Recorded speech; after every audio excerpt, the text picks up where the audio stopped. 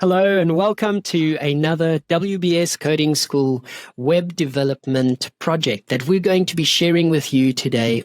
I'm so excited because with me I have a group of fantastic, amazing individuals who have just graduated from the web development 15-week bootcamp that we host and hold. And the cool thing about this is that they're going to be sharing with us a project that they developed at the end of their course, basically to show what they've learned over the full 15 weeks and to show you what is possible in a 15-week bootcamp with WBS Coding School. So without any more discussion, I'm going to hand straight over to this amazing team, and over to you. I'm excited to see what you've put together for us. Yes, thank you. So my name is Valentine, and I will just quickly introduce the app, which is Scan and Serve. It's called Scan and Serve. It's a restaurant menu system app that we've designed to streamline the dining experience. So the idea behind it was that, or let's say the problem is that I think we have all, you go to a restaurant, you sit down, and then you have to wait. You try to catch the waiter's attention, and then after finishing your meal, you'll find yourself again trying to catch the attention once more to pay. And we try to simplify that process using technology. So that's what we're trying to do with our app. It's called Scan and Serve. So the idea is you go to a restaurant and you scan a QR code, which opens up the menu, and you can decide what you want to eat, and you can order that with the app.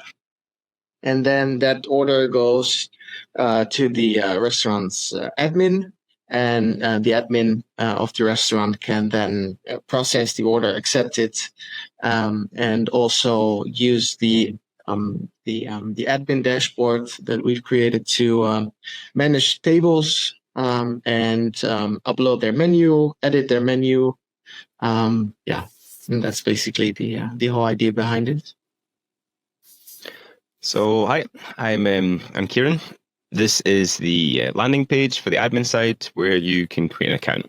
Pretty basic: your name, email address, password, confirm password, and T and C's. We are called Burger Restaurant, and Andrii is currently entering some placeholder info. So once we're logged in, we can hop over to the restaurant table, restaurant side, and name your restaurant, add information about your restaurant, your opening hours, upload an image if you want to go with your restaurant, change the currency to whatever currency you'd like. This will also directly affect the menu itself when you're adding things. And here we're using euros because that's what we use. If you go to the menu, we can add items to the menu. I'm going to add some placeholder items just to show you how it works. But this is also directly linked to the user side that the users will see. So anything that's added here will immediately come up on the user side when a user scans a QR code. And by user, we mean a customer of the restaurant, someone who's sitting at the table. We can add that. Once all that's done, we can also hop over to the tables and add tables to the restaurant. So each table that you make will automatically generate a QR code. This QR code can be downloaded, printed, and put onto the tables, or you can put it up on an iPad or whatever you want. If you want to be all tech savvy, go ahead. When it's scanned, as you can see on the left side here, it brings up the restaurant that you scanned, which we've called Burger Cafe, and that is the only item on our restaurant for now. I'll pass on to one of my colleagues. Yeah. Hello, I'm Sabrina, and now we are going further with our app. First, we are going to log out of this new account and log into another one which already have created previously in order to show you the flow. Here we are. So once the customer came to the restaurant, they can choose a table. They scan the QR code from their table. And when they scan it, they are automatically linked to that table. And they have access to our menu. So after you scan the QR code, you have access to the menu. You can see all our categories, very delicious sort of food, and you have access to details for each food. That's something nice. You choose what you want. You add or you remove a meal, what you want. And this basically eliminates the waiting time for the customer, like my previous colleague had said. On the other side, when the administrator makes a real-time change, like removing an item from the menu, the client can see this instantly. So pretty simple.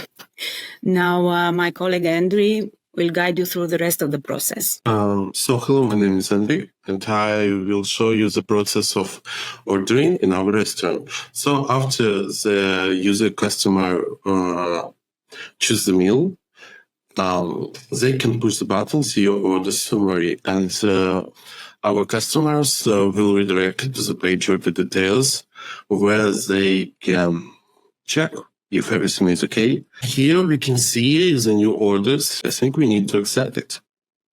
So the admin can choose the time, how much this order will be cooked, and how much they need time to serve this order to the customer.